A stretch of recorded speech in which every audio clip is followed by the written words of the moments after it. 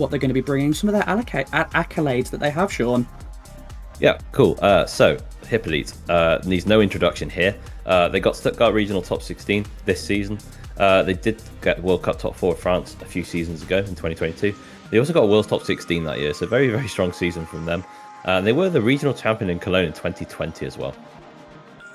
Yeah, so a lot of accolades. Gosh, speaking is hard that you just cannot put aside. Very, very strong. So looking at the team itself, we've got some Pokemon which may well be familiar to you guys, you trainers watching from some of the games played previously. Amoonguss and Incineroar, very, very defensive, utility-based Pokemon, so really able to change the shape of a game. The chosen Dragon type for Hippolyte, however, is Hydreigon, so we've seen some Dragonites, we've seen some Baxcaliburs, but now we're looking at Hydreigon, so another very unique pick here, able to both set up Tailwind, but able to deal immense amount of damage with Draco Meteor, everybody's favourite Chi-String, Golden Go, able to make use of devastating moves like Make It Rain, buffed by the Metal Coat, so we're not seeing any Life Orb type sets which we've seen go previously, aiming to entirely buff Make It Rain. Nasty Spot's able to even double up on that further. A Porygon 2, your favourite duck, it's going to tank some hits and it's going to set Trick Room, allowing for the devastating raid boss that is Ursaluna to come in and really sweep up the rest of the game. So we have a very, very dynamic team here, potentially on a bit of a slower side. Sean, I'd love to hear your thoughts.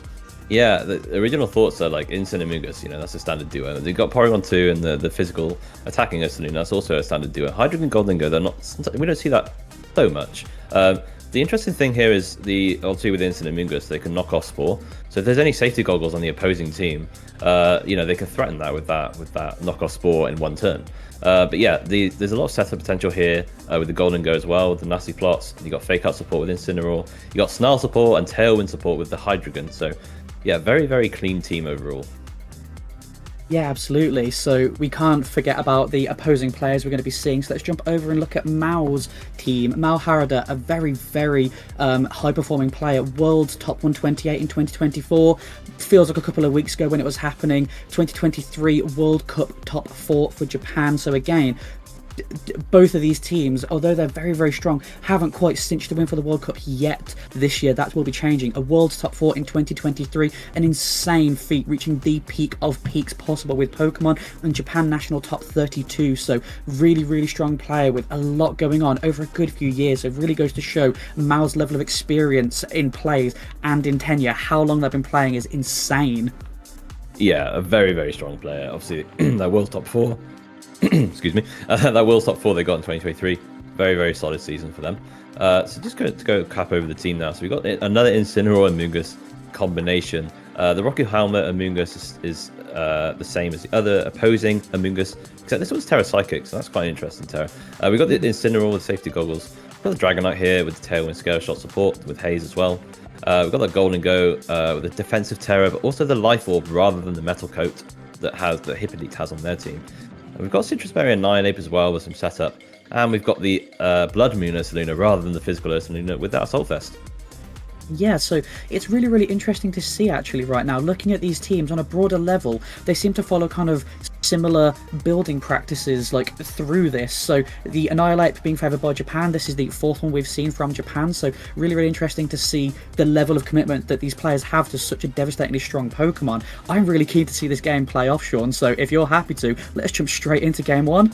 That's on your wishes, mate. Let's go straight in to game 1 between Hippolyte and Mao Harada. So Mao's going to start with that Incineroar and Nianape, and Hippolyte is going to send out that Golden Go and Amoonguss. Fantastic. So really, really reading into the fact that Mao does have the potential for that Annihilate getting Defiant boosts, not wanting to bring out the Incineroar straight away, as that does end up giving the Annihilate a +1 boost to its physical attack, making it even more scary to face off against. The Amoonguss is a really, really fun lead for Hippolyte, as the Rage Powder is just so important in protecting your allied Pokemon, ensuring that you're able to get off what you want. The Annihilate initially being super effective into this Golden Go, but protected by the Amoonguss. It's going to be nice to see how Hippolyte is able to make use of this Follow Me redirection to allow the Golden Go to really potentially buff itself up with some nasty plots.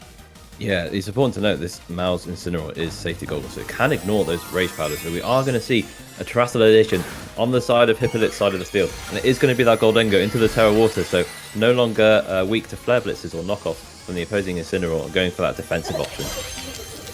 Yeah, so really knowing Mao's Pokemon, looking at the team sheets and going, right, I know what I need to do. We're having a fake out hit into the Amoonguss, that crit, maybe not the most amount of damage, probably taking eco damage back from the fake out hitting back on the Rocky Helmet. So Bulk Up is going to be used by the Annihilate.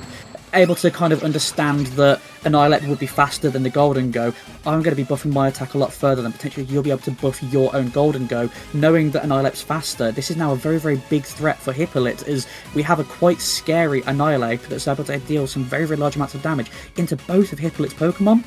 On the other hand, though, this Golden Go is kind of free to go for another nasty plot, as we saw Hippolyte lock in there, and just a side Pollen Puff. So, you know, this Golden Go is kind of free to keep setting up here. Interesting that Mao did not Terror on the previous turn, so maybe they've trained their Annihilate to live a Shadow Ball from a Golden Go without Life Orb. But yeah, I think on Hippolyte's side of the field, they're in a very strong position. Annihilate's not that much of a threat unless it gets a few bulk ups going, because Rage Fist is still base 50 at the moment. So we do just see that Annihilate opt for the Protect this turn, and we're going to see that Golden Go for another nasty slot. So it is now +4. And even Incineroar is quaking its boots here. And it is a Flare Blitz into that Amoonguss slot. So almost takes it out. Not quite, though. Amoonguss, being the solid defensive option that it is, does survive that. And Incineroar will take Flare Blitz recall and Rocky Helmet recall. And it's just a side Pollen Puff into Golden Go. Obviously didn't take any damage that turn, so yeah. No, that's totally fine. So Mushrooms are off the menu for now, everybody. So we're going to see a very tense position, as this Goldengo might not be able to be KO'd by Mao's Annihilate. So they're really going to have to start thinking, what can I do to get around this +4 Goldengo? And notably with the Metal Coat item as well, this Goldengo is going to be hitting very hard as soon as that ever so favorite button, Make It Rain, is going to be clicked. So it's a really scary position for Mao to be in, knowing that there was some, there's Protect potential going about right now. This Incineroar is going to be quite happy with the damage that it dealt into the Amoonguss, but the fact that it didn't take a KO must be slightly frustrating, as you really want that heavily support Pokemon to be removed from the field as soon as possible, as that's one of the Pokemon that really disrupts your plan. So Drain Punch hitting into the Goldengo, dealing just under half damage thanks to that boost, hitting nothing that had taken any damage. The Shadow Ball is going to hit the Incineroar, completely taking it out. That poor kitty cat's going to go for a cat nap, maybe to come back next game, as that does take the feint. Yeah, exactly, and I think that's a very safe play from Hippolyte to make. Just to not lower their Goldengo's own special attack, just taking that Incineroar. There's no swap in for a Shadow Ball, really, unless it's Ursaluna. But fair play to Mao if they make that play. And then it's just a Spore into the Annihilate. So this Annihilate is going to be taking that nap. Yeah, so we're seeing a very strong position from Hippolyte here. The Incineroar is down, and the Incineroar from Mao's side is holding the safety goggles. So there's not many other, if any other Pokemon on Mao's side of the field which can actually resist either the Spores or the Rage Powders that can come out from this Amoonguss. Again, further solidifying the Protect that this Goldengo does have, still being at +4. So we do have the slight advantage of seeing Hippolyte's perspective, and we are seeing that the Rage Powder is being considered here. Knowing that Annihilate has to take minimum 1 turn of sleep, the only threat on the board is going to be this Ursaluna Blood Moon. Yeah, it all comes down to whether this Ursaluna does survive a +4 Make It Rain Metal Coat. It does have an Assault Vest, but I just feel like it will not survive that. But Hippolyte is covering for that play in case they do survive, and they can get that Blood Moon off. Ursaluna does also actually have a defensive Terror in Terra Water, so they can also go for that option. So yeah, I think on Hippolyte's side of the field, they're just covering for that and go for that Rage Powder. And so, not to kind of add to the potential of the Caster's Curse, but Dawn, you called it completely.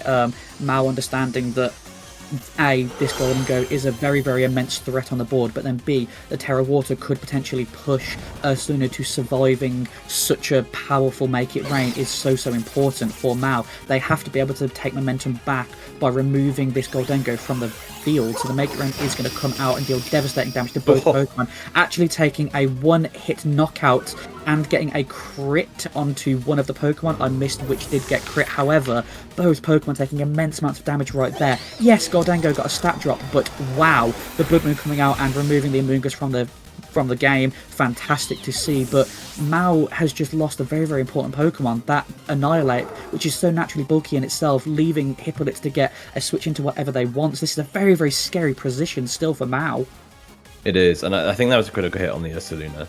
I was shocked by the damage, and then yeah, the critical hit came through, but it doesn't really matter because Hippolyte made the correct play. Notably, there is no Hyper Voice on this Ursaluna. It is that Snarl option, so that Blood Moon just going into that Amoonguss from the Rage Powder. Obviously taking it out, but there's no Blood Moon on this next turn. And it's just an Amoonguss coming out from Mao's side of the field, and we're going to see the Hydreigon from Hippolyte now. So Hippolyte in a very, very strong position. Two faster Pokemon. It's still a +3 Make It Rain into this Amoonguss. You know, it's not looking too good for Mao in game 1.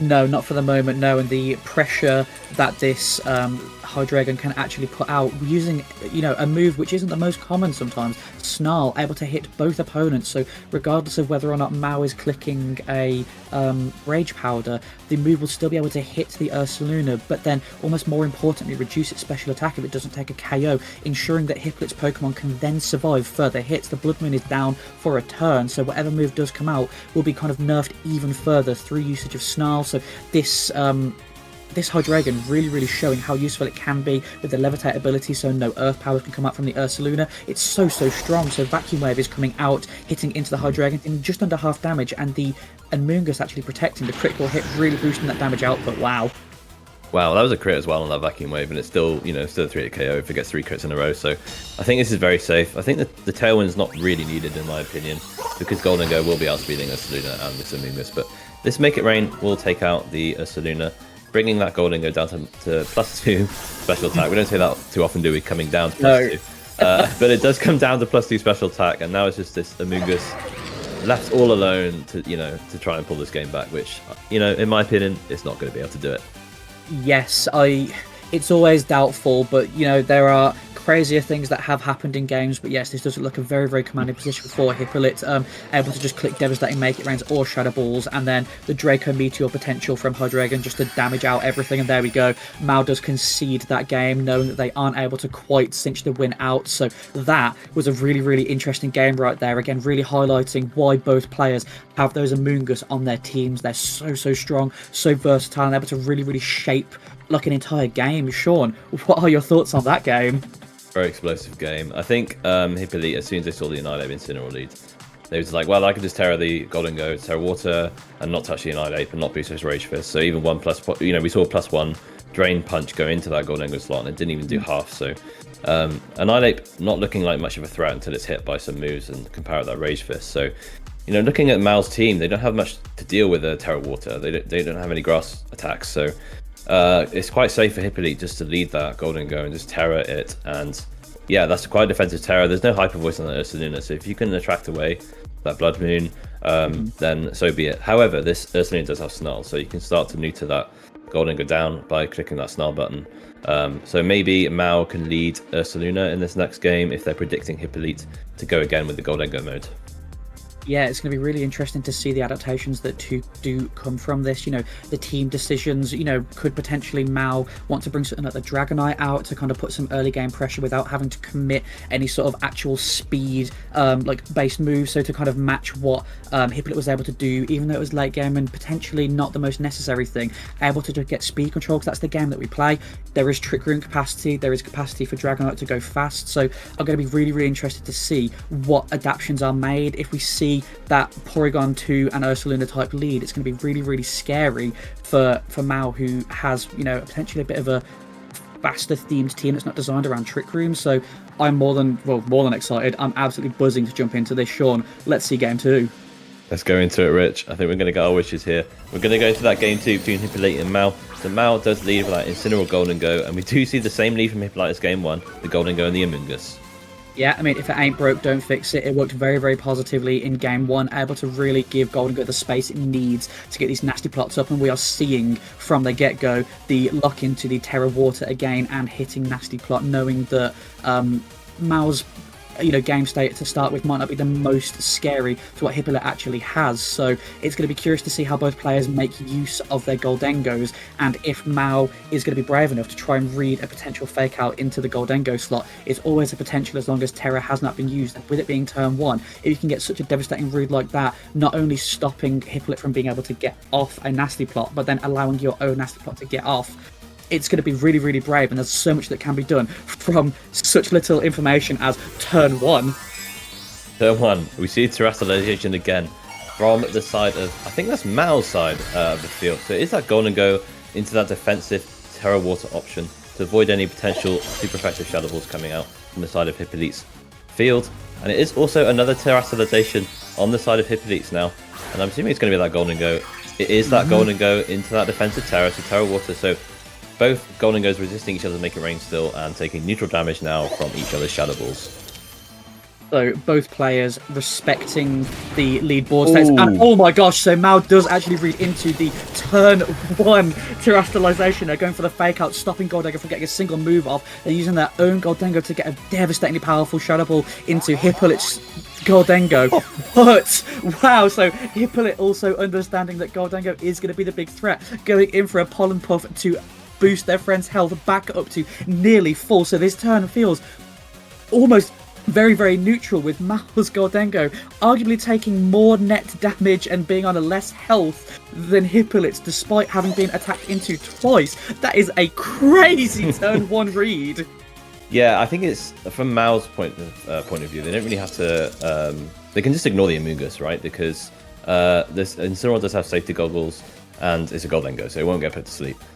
So safe play from Hippolyte is to just Pollen Puff their own Goldengo in case Mao makes a read like that. So very nice turn from both of them. And did you see that? There was a Spore into that Incineroar slot that does have safety goggles. But we do see Mao flick that Shadow Ball into that Goldengo now, and it does do around half of its HP.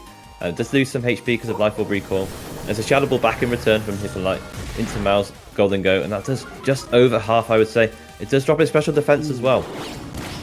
So an extremely important stat drop there. Goldengo able to survive that knockoff from the Incineroar, so really goes to show the level of training this Goldengo has gone through. And the Spore, as you mentioned, hitting into the Incineroar slot, but Incineroar's got his glasses on. This little fella is not going to sleep whatsoever, so potentially predicting some sort of switch coming out from Mao, able to punish whatever else would be coming into that. But unfortunately, in this instance, it was to no avail, so hitting nothing but a little bit of goggles on a kitty cat. We're not taking any catnaps this game, and again, it goes to show why we run safety goggles on the Incineroar, because Amoonguss is such a prominent threat in this game, being able to resist those spores and not dealing with those sleep turns, which are just a gamble to the worst degree in terms of when you're able to hit. I mean, we've seen it there, trainers. That's why we run these kinds of moves. So Mao really able to deal some big damage on this turn. Yep, that's right. And we just do now see the Protect from the Amoonguss. And it is a Make It Rain coming out from Mao. So Hippolyte just opting to sack that Goldengo. It's done enough for this battle, and it will go down to just Make It Rain. So we're going to see Incineroar be able to do something or nothing into the unfortunately protected Amoonguss following this, but it's important to note that with both players, both trainers, committing their Terror onto their Goldengo on the first turn, it's going to be somewhat easier to read what your opponent is going to be able to do, defensively speaking, as the Terrors have been used. So with Hippolyte having lost their Terra Pokemon, we kind of lose a bit of that surprise factor for Mao. So Mao able to really kind of start building up their own momentum with this game, taking on such a prominent threat that is that Goldengo. Yeah, that's right. They played really well on the turn before to get it chip low enough that any attack would take it out. So we do see that Make It Rain. That Goldengo is now at -1 on Mao's side of the field.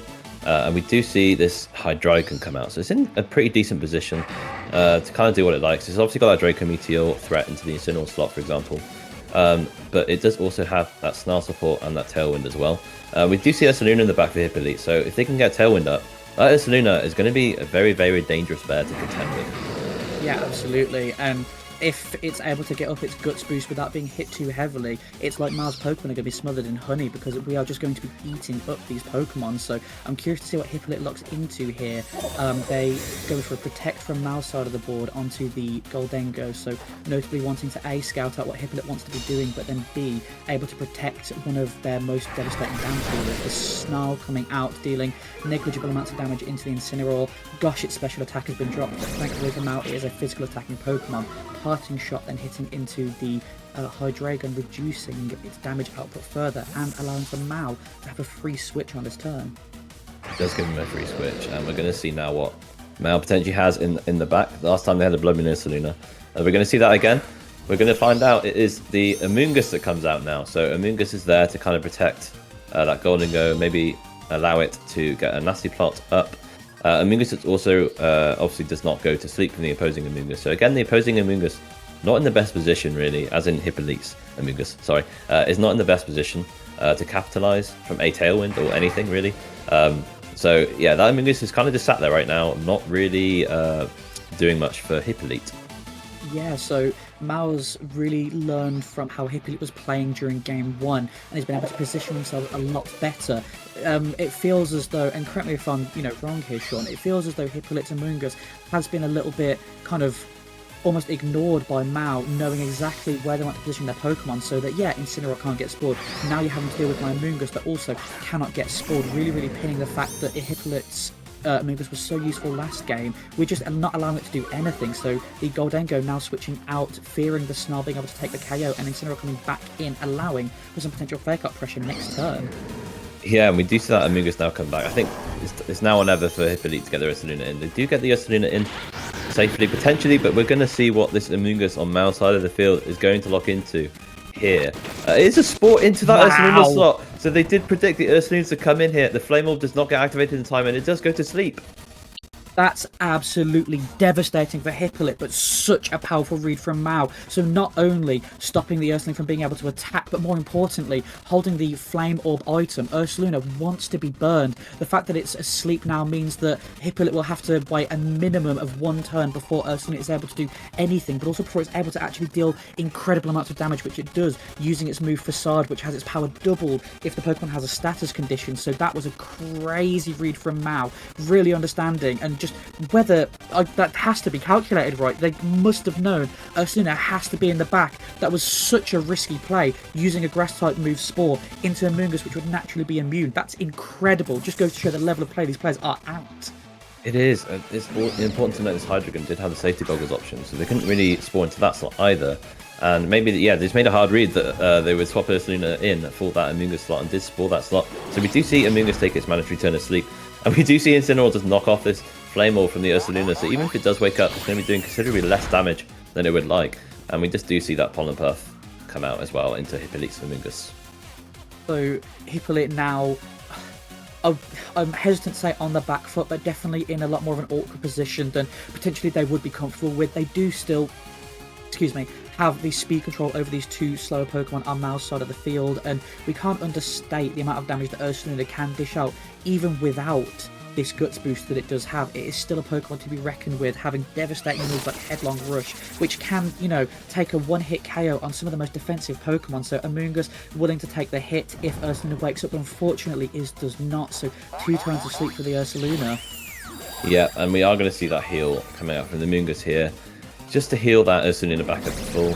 And Incineroar will use that Parting Shot now. So important to note, actually, Amoonguss is faster than Incineroar inside that Tailwind. But yeah, Incin going to use that Parting Shot and pivot back out into another Pokemon from Mao. So we should be seeing Mao's last Pokemon, if I'm not mistaken here. And it's the game plan from I can't see what Mao's wanting to do. Are we stalling out the Tailwind right now? Are we just trying to reduce Ursaluna down to nothing, forcing switches, so making Hippolyte play very passively? This is the core of what playing like balanced type teams really comes down to. It's whittling down your opponent, understanding where their priorities lie, and saying, no, I'm going to make sure that you can't do the exact thing that you want to do, because I have to be able to position myself perfectly. And this is what we're going to see. The potential for Goldengo to deal massive amounts of damage is always prevalent. Yeah, that's right. And the thing you have to be scared of your Mao is that Earthquake potential, because that Goldengo is so low. But we are going to see that Goldengo pivot back out, assumingly into that Incineroar, and it will intimidate this poor Ursaluna again. So I've lost track how many Intimidates has gone off here, but I think it's at -3 because of that Parting Shot as well. I do believe Incineroar switched in first, so I think we're at -2 on the Ursaluna from 1 Parting Shot and 1 Intimidate. So even still, the damage output has been really heavily hit for this poor Ursaluna. So it will be able to get a move off the Earthquake coming out, and we're going to see what it's able to do without this Guts boost. Wow, I've never seen an Ursaluna do that little damage, and yeah, they're just this poor Ursaluna. Gets 1 attack off before going back to sleep. Amoonguss just sporing that slot, just to cover in case that Ursaluna does wake up. So yeah, it's back to sleep now again. I think it's just like it's bedtime in this one, Rich. Yeah, maybe it's heading towards winter for some parts of, some trainers around the world, so maybe it's hibernation time, as we've not really been able to see Ursaluna be able to do what it wants to do, which is deal massive amounts of damage, and that's such a shame for Hippolyte. However, Mao is really, really in control of this game right now. The pivoting, the cycling of everything is really, really positive, as they're able to get what they want. This is the core of it. This just shows the practice that Mao has with this team. They're able to just continually cycle Pokemon in and out and in and out, whittling down their opponents to the point when Ursaluna isn't even able to deal half damage to an Incineroar, which should be hit super effective by these Earthquakes. So I'm really, really curious to see how Hippolyte's going to be able to work their way out of this. Yeah, it's an interesting one because Mao's not getting a lot done, right? They are intimidating the Ursaluna, they are passing shotting it, they are putting it to sleep, but they can't really. It's tough for them to get their Goldengo in safely. Goldengo is probably the win condition for Mao in this one, because they need to get it in, potentially get a nasty plot off, and then go for that make it rain. But at the moment, it's kind of a neutral sports state, even though this Ursaluna is at -2 and is asleep. There's not really a lot being done on the side of Mao, really. Yeah, so both players are kind of in that awkward phase of we're having to kind of pivot and find my critical point to run through. And I agree with what you've said entirely. The fact that Goldengo is on such low HP, it's such a risk to be able to bring it in against the Ursaluna, which can't understate how much damage it truly can do. Being able to get a side Pollen Puff off would be great if you can heal up your own Goldengo, but we are going to see the parting shot come out onto the opposing Amoonguss here, reducing its stats, allowing for Mao to have a free switch back into their own Goldengo. But we've seen the Ursaluna has not been able to use a move right now, but depending on what Hippolyte's Amoonguss itself does, this could be a really, really good switch or a really scary switch. So the Amoonguss being faster allows for this Goldengo to be healed up, which is fantastic for Mao. It is, and that Pollen Puff wouldn't have been quite enough to take it out anyways. So even if Mao's Amoonguss had gone after the Hippolyte Amoonguss, still would have got that Pollen Puff up. So that's exactly what Mao needs here, because this Goldengo now, it's fairly safe for a Rage Powder Nasty Plot to come out and keep that Goldengo safe. The only way Hippolyte can kind of win this ball state right now is to get a critical hit on that Goldengo, or, for some reason Mao does not click Rage Powder and Facade goes into that slot and somehow KOs the Goldengo. But we do see the Hydreigon come out now. We do see that Nasty Plot come out, so there's no Rage Powder coming from this Amoonguss, so it's just a straight up Nasty Plot from Mao. And Ursaluna does wake up here, so what's it going to go for? It's going to go for the Headlong Rush into the Goldengo, and it does survive. Okay, so if that was a critical hit, that would have been a different story, but it does survive, drops both of its defenses, and it's just another Pollen Puff coming out from Mao's Amoonguss, so nice play. Yeah, very, very nice play there. I do also like Hippolyte actually bringing in the Hydreigon, as it presents Mao with a query of, well, they have Snarl pressure, but they also have Tailwind pressure, which will then allow the Ursaluna to be potentially faster than the Goldengo to get more hits off before either of those Pokemon do get KO'd. So we're seeing now the Hydreigon actually hitting the Snarl onto the Goldengo. Yes, it Nasty Plotted, but we're reducing its special attack down further and further, potentially allowing the Make It Rain to not quite KO. And I believe, Sean, that was a very, very important stat drop on the Goldengo, allowing for the Hydreigon to survive that devastating Make It Rain.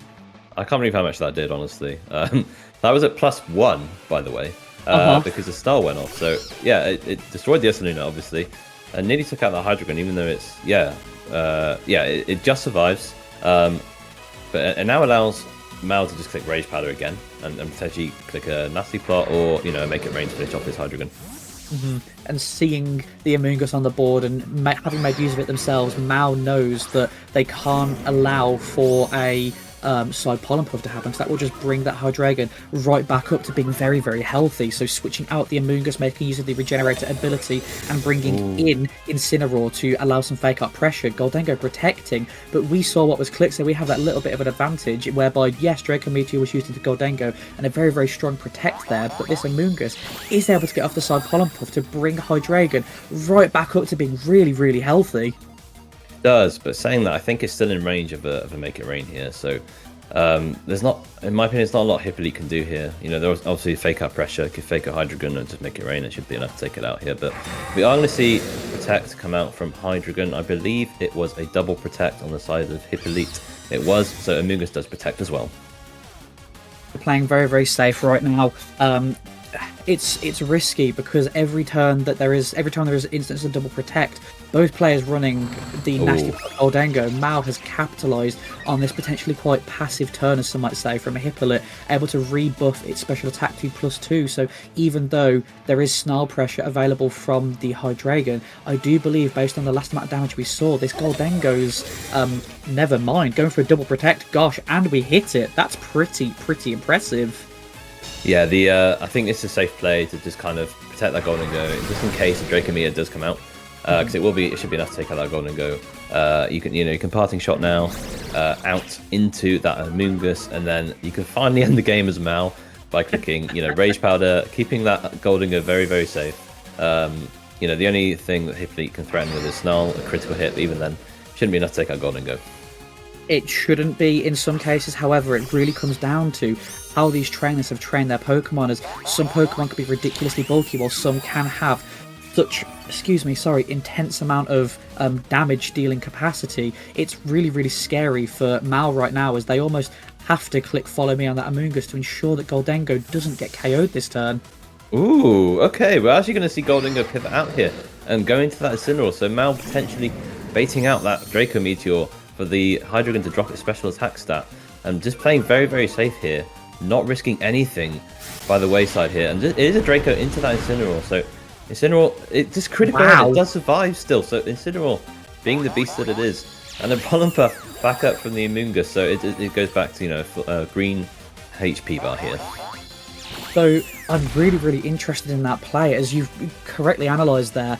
Baiting out the Draco Meteor there just means that Hippolyte's damage output is crippled so low. And there we go, we see Hippolyte actually conceding from that game. So Mao's tenacity and kind of continuation cycling these Pokemon, really waiting for the right point. That tactical potential sacrifice on the Incineroar would have given them the space they needed, forcing Hippolyte to then have to keep rotating their Pokemon further. It would give Mao the space to get those nasty plots up very safely and be able to then just almost run away with the game. That was really well adapted from game one. You can see how Mao really learned from, I wouldn't even say mistakes, but just play patterns that Hippolyte had, and was able to really make use of their game knowledge they got from game one to go, okay, this is how I do it.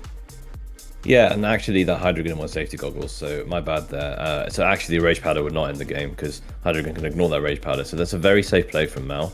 Just baiting them with the nasty plot, thinking, Hippolyte's thinking maybe that Goldengo will stay in because it's a +3 right now, but actually they do swap it out for Incineroar, and that does enable Mao to take game 2 here. So yeah, you're very much right, Rich, in saying that they adapted to Hippolyte's game plan in game 1, utilizing that Amoonguss, and basically just saying these 3 Pokemon can ignore your Amoonguss, and I can just do what I like to other side Pokemon that's next to that Amoonguss. So what adaptations? The English is hard. What adaptations would you like to see for Game 3, Rich, coming up? So I'm both a fan and not a fan of Porygon. It's such a strong Pokemon, and the fact that these teams are very similar, it's whichever team takes speed control, I feel, has the initial advantage, and if they're able to capitalise on it, they're really able to run away with it. So I would like to see a little bit of Porygon action. I want to see some Trick Room, some real heavy manipulation of what's going where. So I believe we are actually ready for Game 3, Sean, so let me know what you think. Let's go into it. So Mao is going to send out that Incineroar Goldengo. Same need as game 2. But Hippolyte's going to adjust here and send out that Hydreigon and Goldengo instead.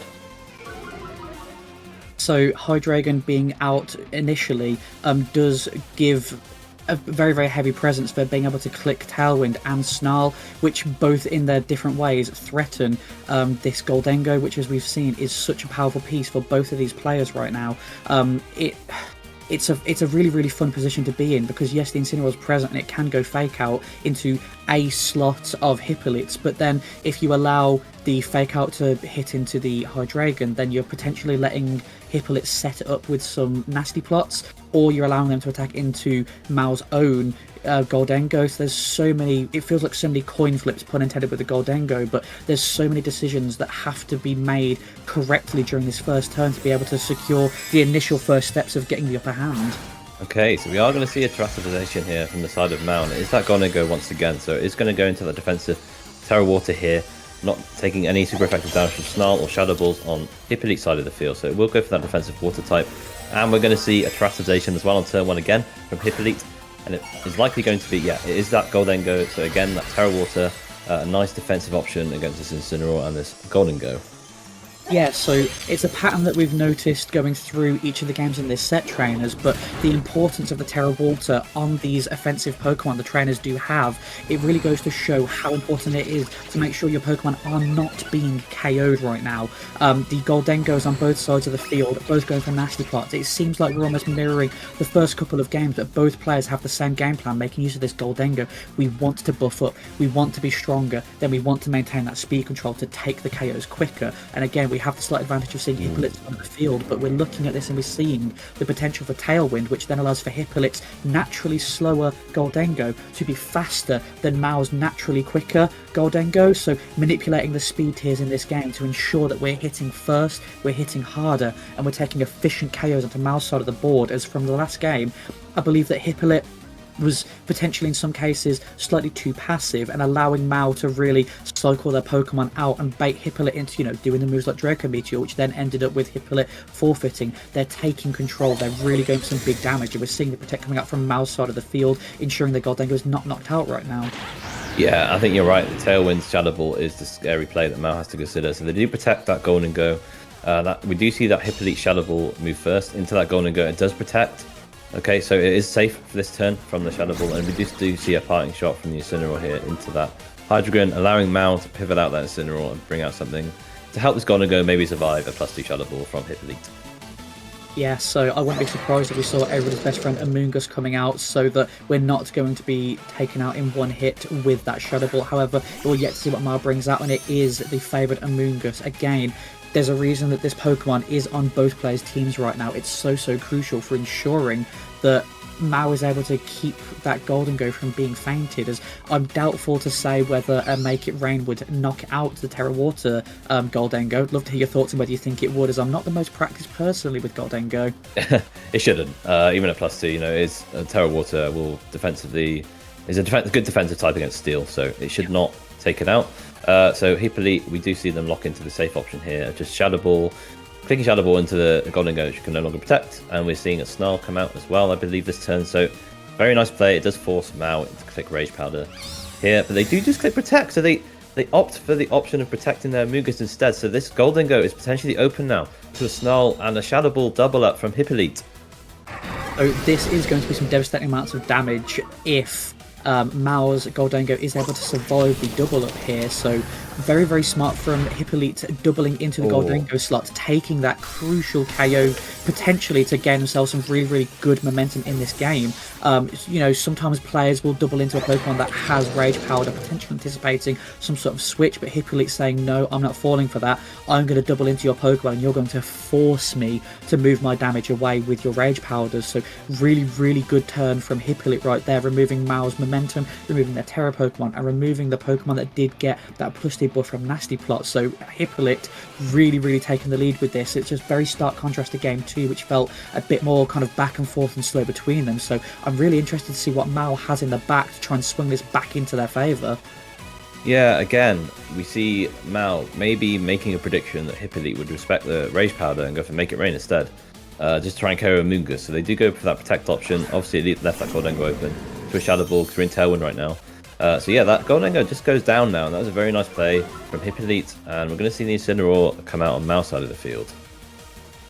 So Incineroar coming out, allowing some immediate fake out pressure. Also, notably, allows for some potential knockoff shenanigans. As you noted during the team preview, a knockoff and Spore combination from Mao's side of the field would actually allow for Hydreigon to be put to sleep, all three heads going for bedtime. So I'm curious to see where Mao's priorities lie with this Incineroar, as it's a very intentional switch in, allowing for fake out pressure just to give Hippolyte the doubt in their mind and saying, actually, what am I willing to risk on this turn?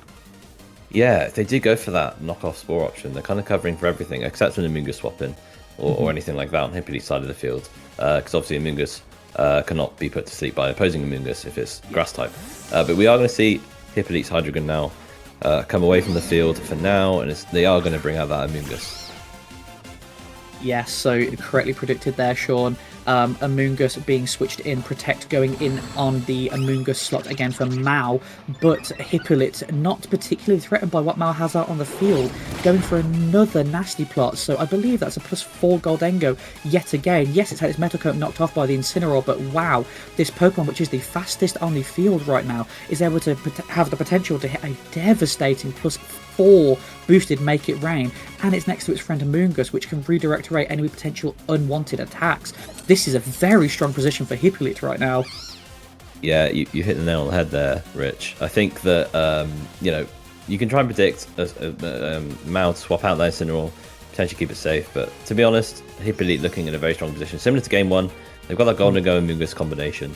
That Goldengo is +4 now. We saw how much that did to Incineroar in Game 1.